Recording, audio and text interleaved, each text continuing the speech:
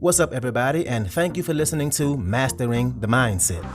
My name is dariusdotch, and I'm an actor, hip-hop artist, and fitness and life coach. And I'm here to personally help you train and improve your mindset so that you can, 1, become the best version of yourself mentally, and 2, gain focus and motivation to be able to take action and achieve the success in life that you want and deserve. Before we get started, please like and subscribe to my channel, and at the end of this episode, if you liked it, please share it with a friend or a loved one or someone who would benefit from hearing this message.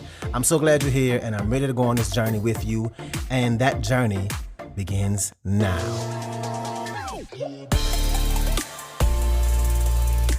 All right, and welcome back to another episode. Thank y'all so much for being here. If you're watching me on YouTube, I would love it if you would subscribe to my channel. Also, if you're watching me on a podcast platform, please leave me a review. That helps out a whole lot, and it is greatly appreciated. Let's go ahead and get right into it. Today, let's talk about what might be missing in your life, but not just missing, but missing at the same time in plain sight. Let's talk about those blind spots that we have that we need to become aware of. And by becoming aware of them, excuse me, it'll help you take that next step. It'll help you get further. And I've talked about one of these concepts on here before, and that is confirmation bias. The idea that whatever we look for, we're going to find. And that can be helpful when you're in a season where you need to be extremely focused on a goal, and you put your head down and you have your blinders on and you're blocking out all the distractions and you're ready to go, right?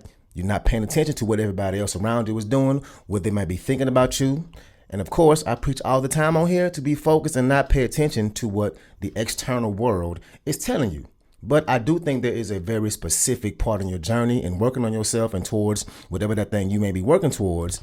There's a specific point to take a moment and remove those blinders or slide them down to the side a little bit and make sure that you ain't missing other alternative solutions, other routes or paths that can be helpful. And also to be able to see more evidence that shows you that you are capable, that you're doing better than you realized. By being too overly focused, we can get to a point where we don't really enjoy the journey as much as we should, maybe even at all. We can let those blinders rob us from falling in love with the process. And I get caught up with that a lot with my music, with this podcast, with theater.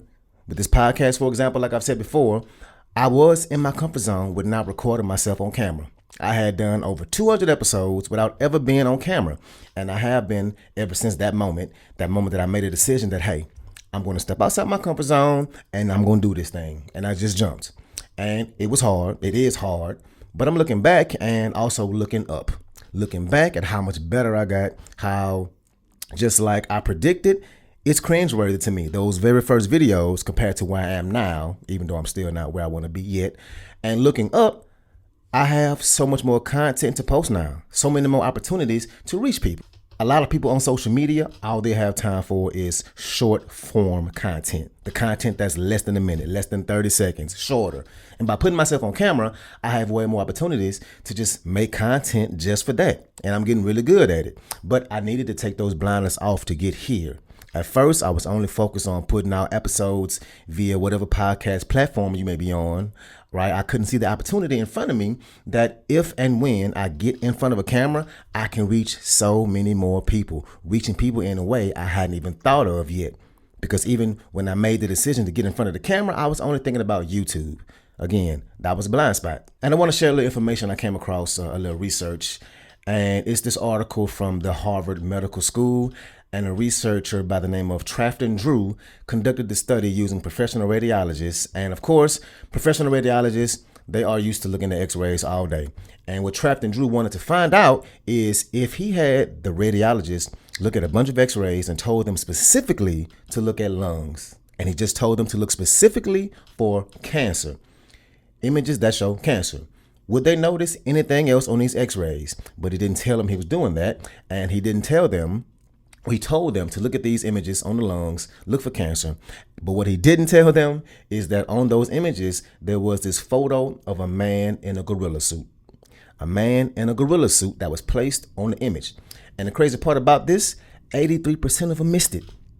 83% of them missed a man in a gorilla suit. 83% of professional radiologists missed a picture of a man in a gorilla suit on an image they were examining. And it ain't because they didn't see it. They saw it. But of course, they didn't notice it. Why? Because their brains had blinders on. Their brains had this frame in which they were only looking for one particular thing, and it caused them to miss something. They were looking for cancer, not looking for a man in a gorilla suit. So what does this tell us? Well, you could be looking right at a gorilla, even though you ain't looking for a gorilla, especially if you're a professional who's trying to look for certain things, and you'll miss the dang on gorilla. You could be somebody who has it all figured out, who has their goals written down, detailed, broken them down into smaller chunks, and have a plan to be taking action daily and super focused, and can still miss something that's very important that's right under your nose. We can get so focused on something, on working on something, on accomplishing a goal, that our attention narrows. And again, this is normally a good thing, but those blinders can block out so much that we can't even see things in plain sight, like a man in a gorilla suit right in front of our eyes. And the term for this is called intentional blindness. What this basically means is that whatever we're focused on, whatever we're working on, whatever we have our mindset on, it naturally filters out the world around us, so much so that it limits what we notice. Not what we see, because the gorilla is there, it ain't invisible, so it's in our eyesight, we just don't notice it. And again, I have been guilty of this. We get tunnel vision and we don't even realize it. And it's a thin line, because tunnel vision is a good thing to have to block out distractions. But there's also a moment we need to shift from tunnel vision to a bird's eye view in order to see and check and make sure that we ain't missing something. Because we can get caught up in only seeing what we think is possible for us when we only focus on our current thought. It can keep us from being open to alternative paths or different people who can help us along the way. And another really important one is that we can't be keeping ourselves from having those moments that we celebrate ourselves for the progress we make and for how much growth we're having, because we get too focused on what the end goal should look like. And when we have that tunnel vision, it's like nothing else matters, right? So sometimes we have to take that moment to step outside of ourselves, look at yourself, look at your life, at the way you're approaching things, look at it from that bird's eye view for a moment, and be honest with yourself. Can you see areas where you have blind spots? I know I can. I have to keep checking myself with mine, because I get so caught up in where I want my career to be, my acting career, my music career, how I want this podcast to grow, my workout business. I have moments. I done had way too many moments where I get caught up in it and I get frustrated. I get down about it. I feel like it's so damn hard. Like, how will I ever, quote unquote, get there? And every time I say this aloud to somebody who knows all the things I've been doing, they always call me out on it. And thank you if that's one of you listening right now, because if you would have told me back before the pandemic came that, hey, guess what? In 3 or 4 years, you're going to have a podcast, and this podcast you're going to be helping people with their mindsets and the way they think, and it's going to help them better themselves. Oh, and also you're going to have a workout business where you are going to be training people in person and virtually. And each client you have, they're going to have their own web page that you built. Oh, and you're going to be putting out music videos. Now, I know you only have one out right now, but you're going to do more. Oh, and people are going to pay you to make music. Oh, and remember how you went to St. Cloud State University? Well, you're going to be going back to St. Cloud, not for school, but you're going to be getting paid to come perform for Juneteenth, your music, every year. Oh, and you're also going to be really good at editing and creating your own videos. You're going to be creating your own stuff, and you're going to get so good at it that people are going to notice, and you'll start to get paid to do that too. If you would have told me that 3 or 4 years ago, I would have been like, okay, is it going to be 3 of me, right? Blind spot. A blind spot. Here I am living a life I wouldn't even think was capable 3 or 4 years ago. And I'm over here focused on these huge goals, and I get down like I'm not there yet, right? That's a blind spot. And another thing, a lot of times we can mislead ourselves, borderline lie to ourselves about what we think we're capable of. We could be doing something for the first time, going after something we've never tried, and the whole time we keep telling ourselves, I don't know what I'm doing. I'm scared. I don't know how I'm going to ever figure this out. This is so new. And we forget, boy, do we forget, that if you take that step back and look at it from a higher view, right, you're going to realize you got so much evidence from the things you did in the past that you didn't know how to do back then. And look at you now on the other side of it. You did it back then, so why can't you do it right now? You can use that as confidence building. Sometimes we got to realize that we need to look at how we approach things, and the fact that what we think we're actually capable of can just be flat out wrong. Why? Because we get caught up in looking for things that support our existing beliefs. And if our existing beliefs are ones that tell us that we can't do something, that something is so hard that you don't have whatever that thing is you need, then yeah, how could you feel like you're capable, right? How could you notice that gorilla right in front of you? Now, that gorilla could be the person that's always been there and said, hey, if you need anything, if you ever need help, just let me know. And here you are, not even accepting it because you let those blinders only allow you to focus on all the reasons why you can't, all the reasons why it ain't possible, focusing and letting your imposter syndrome hold you back. And the whole time, the gorilla, that person, is willing to help. Or maybe that alternative way of getting things done is right in front of you. The reality that you actually are doing it, you actually are making progress, just not how far along you think you should be. That gorilla could be right on the other side of that phone if you just ask for help. And the pattern just continues, but we have to be willing to look at our own blind spot. Being willing to look at the blind spots is a smart and resourceful thing to do, especially if you're a person like me who struggles to ask for help. I just do. We start thinking we Superman or Superwoman and try to do it all by ourselves. And of course, it's hard, goofy. Being the kind of person who looks at their own blind spots proves that you actually deserve that evolution, to evolve into a better person, a better mindset, that next level. It's so easy to get stuck in your old ways or to never look at things from another perspective. So I challenge you to really think about this concept, to look at yourself from this bird's eye view. Look and see, is there a blind spot? Do you have a blind spot? This really could be a difference maker.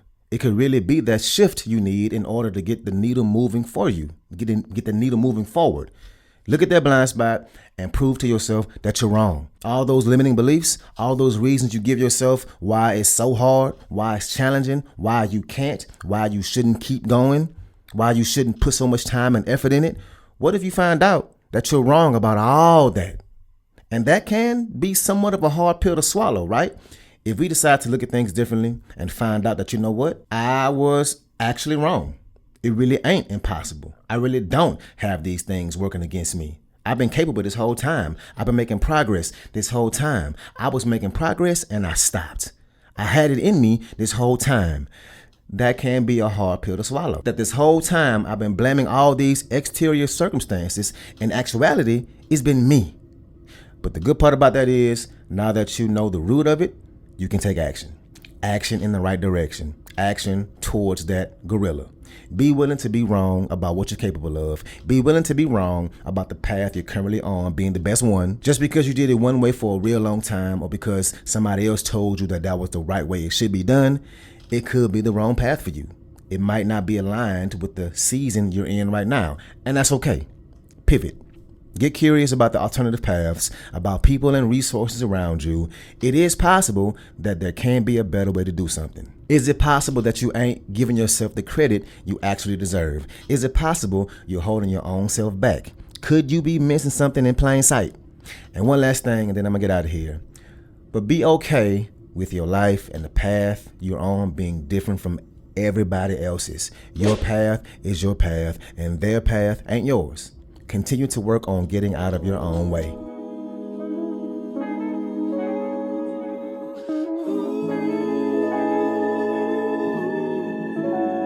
You know, they say words can kill. They selling crack on the corner. I grew up like this. And if a picture is worth 1,000 of them. They selling crack on the corner. God bless the artist. I grew up like this. Picture me perfect. What they talking, I'm already perfect. I do it on purpose. Yeah. Call it what you want, I don't got service. She callin' too much, just see me in person. Girl, bye, I like my phone dry. I never been thirsty, ain't seen me in a while. I'm probably working. Going hard for my last name, trying to make it a brand name. It's Dotch. And I'm lit all summer long. I don't need no ashtray, I don't need no ashtray. But who am I to tell another man how to make his own money? It's getting dark out here. You don't wanna walk out here. Minimum wage, it ain't no jobs out there. No, niggas standing on the corner, cocaine, marijuana. And life is all about choices. You only get what you born with, and your two shoulders with the weight of a boulder. The crime rate boiling over. My classmates look like soldiers, cause they got them army guns. Your life looking way different, like you was born with glaucoma. Cause you don't see that Nah. If the system fail him, a convicted felon, or the police kill him, what you tell him when he a kid? who influenced by crack. You can ask my big brother Cal about that, my big brother Al about that. And these was my role models, and them niggas had that crack. Wanna smoke weed just like them, 13 years old, like yeah, nigga pass that sack. Break it down, roll it up, smoke it up. First time smoke it, I choke it up. My father was there when growing up, but my happy home was broken up. Mama said, fuck it, we moving out. Yeah, she'd rather be broke as fuck. Try to be the man, not old enough. I give my pops some props. No, he didn't do everything right. Still, he was always in my life. We ain't never have to worry about no lights. When your best friends wanna ball out like globetrotters, they looking up to they role models who selling crack with no problem. That's why whenever your mama said, when that street light come on, your ass better be home, cause they selling crack on the corner. I grew up like this. They selling crack on the corner. I grew up like this. Yeah. They selling crack, they selling crack. He selling crack and she using it. His family ain't cool with it. Her family got used to it. He got a bird and he flew with it. He know just what to do with it. Take it straight to the kitchen. On the stove making stew with it. Ain't no money in the classroom, so he dropped out of school with it. The bad schools get the worst teachers and they don't know what to do with him. He gets labeled by society. Yeah, they call him a hooligan, cause they think we all animals and the cops are the zookeepers. I wish I could fly, cause I would say bye, I'm going to Jupiter. I'm way too close, I done got numb, I done got used to it. We murdered the most, all this death, all these funerals. Cause they got beef and keeping it hot like aluminum. Trying to get closer to Jesus, I wanna pray in Jerusalem. I see the devil influence us, I think the devil recruiting us. I'm trying to get closer to Jesus, I wanna pray in Jerusalem. I see the devil influence us, I think the devil recruiting us. I'm trying to get close, I'm trying to get close. I pour some liquor for all my dead ones, let's make a toast. I don't want ice, I don't want coke, I'm trying to get through. I'm here today, but tomorrow I could be a ghost, so let's do the most. My favorite rapper talk about dope, he got them O's. Sometimes I wonder if he know, or if he don't, that the youth is who he influenced the most. Look how they boast, Instagram and Facebook posts, they think it's a joke. I think about when I was a teen, 13 years old. He lived across the street, that was my dog, that was my woe. His big brother was like my brother, he selling dope. His brother was a hood nigga, had a mouth full of gold. His brother got in a fight, showed the hood he ain't no. He won that fight, you fucking right, you better let him know. But they had a revolver, and not a revolving door, and he let that revolver blow. Was hard to see him go. He won that fight, but lost his life. We got the call later that night, and my heart hit the floor. I was scared to go to the funeral, mama made me go. Was scared to see him cry, he couldn't keep it dry. I just wanted us to fly, so we could be closer to Jesus. I wanna pray in Jerusalem. I see the devil influence us, I think the devil recruiting us. I'm trying to get closer to Jesus, I wanna pray in Jerusalem. I see the devil influence us, I think the devil recruiting us. Cause they selling crack on the corner. I grew up like this. They selling crack on the corner. I grew up like this. Yeah, they selling crack.